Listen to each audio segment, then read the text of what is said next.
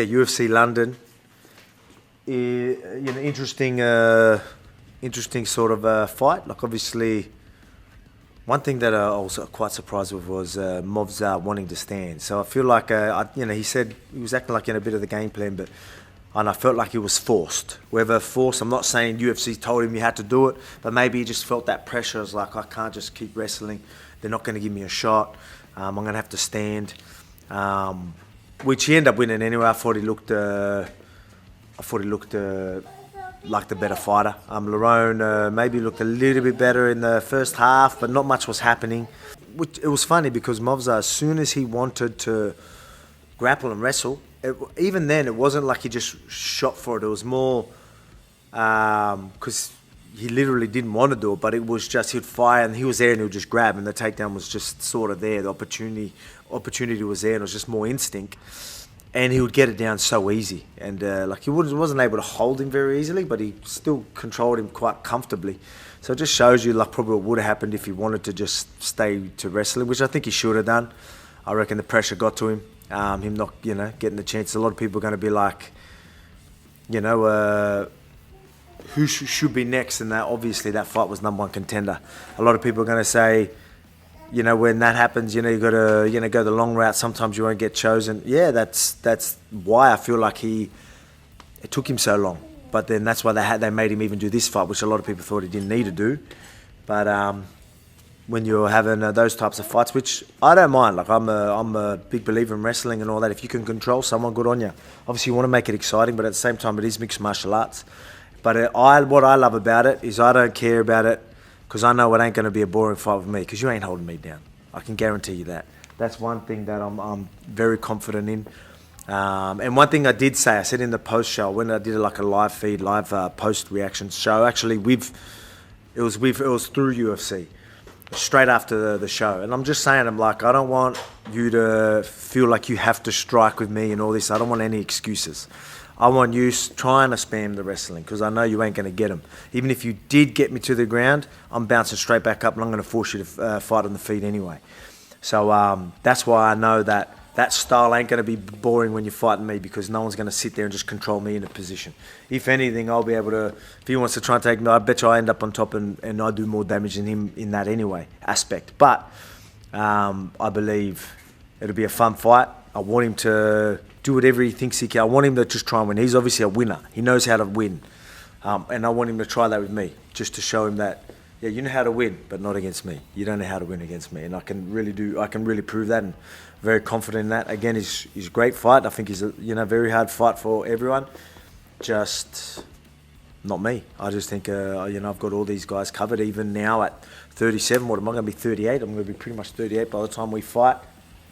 Still very, very confident. I believe in myself, and I still believe I've got all the skills and I have what it takes.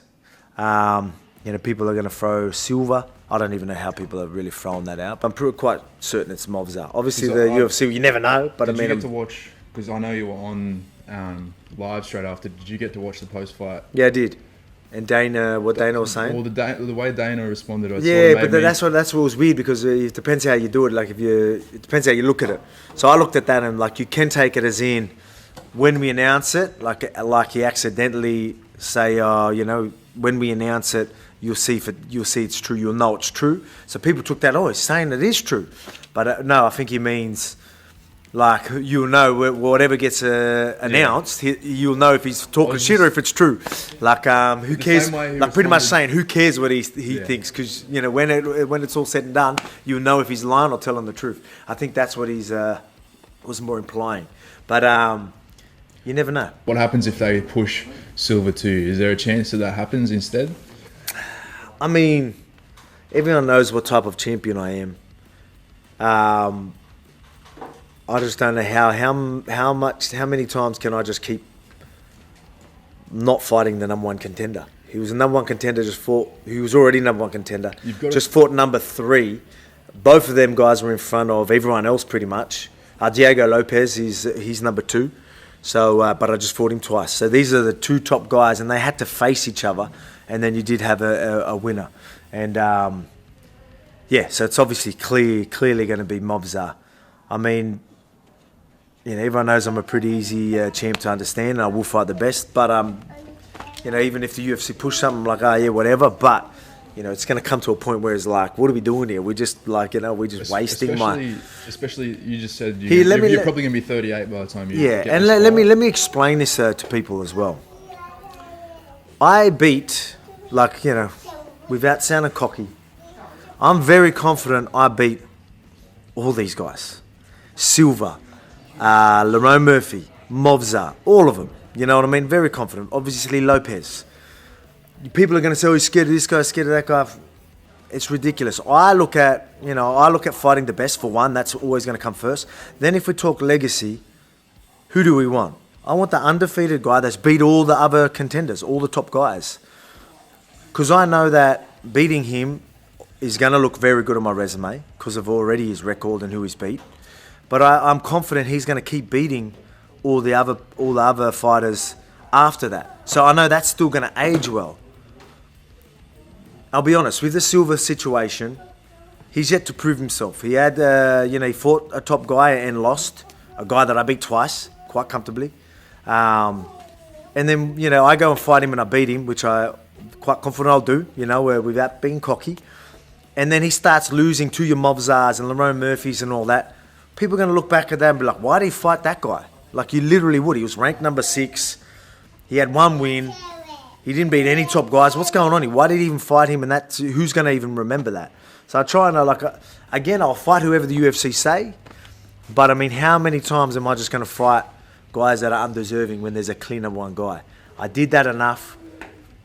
I'm in a situation now where, I'm going to be like, come on, this is getting ridiculous now. Now you're making me look like the bad guy, but not fighting the number 1 guy as well. I don't want anything to do with that. I want the best guys. He's clearly showed he's the best.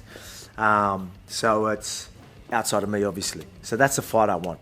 So we'll see what happens, see what the UFC says. I'm pretty sure they're on the same page. They know I wanted Movsar. I've wanted Movsar the whole time because he's been number 1 contender the whole time. And I have fought other people to do the UFC a solid. But now I feel like we're just taking the piss and then we're just going against what combat and martial arts has always been about. It's the best, and that's what I've always thought UFC is about as well. We're the best fight the best. We've always talked about boxing and all that, not doing that, but UFC have. And we always have. Let's not start changing that now, right? Like, I want to fight the best because I want, again, I fight for my family. That's always number 1. But legacy does play a big part. Fighting Movsar is a tougher fight and it's going to look way better on the resume and for my legacy than, to be honest, a Lerone Murphy, even if Lerone Murphy won, a Silva, a Lopez. Who else is there? Aljamain Sterling, obviously. Aljamain Sterling's another guy that's right up there, a next champion and all that, but Movsar beat him, you know what I mean? So it just shows you that this guy is the guy, and we'll make that happen. But doesn't really matter who it is. Whenever I step in to that octagon, whether it's July or August, I'm getting my hand raised. I guarantee you that. I heard him say May. He said May. I think Movsar said May, which I like. I think he was just showing that I'll fight tomorrow type thing, you know. I don't think he legitimately meant that, but I like that. I think that he said that on purpose to be like, UFC can't say that I need to wait because I'll fight tomorrow if I had to, which was a good move on his half. I'm doing whatever I can to fight the best. I don't know. I feel like every champion should be doing that. I'm a great champion. I push for that. I will end up accepting other fights if the UFC push it. But at the end of the day, let's fight the best. He's proved that he is the next best guy, and I'll prove that he don't stand a chance either, without sounding too cocky. But I do. But there you go.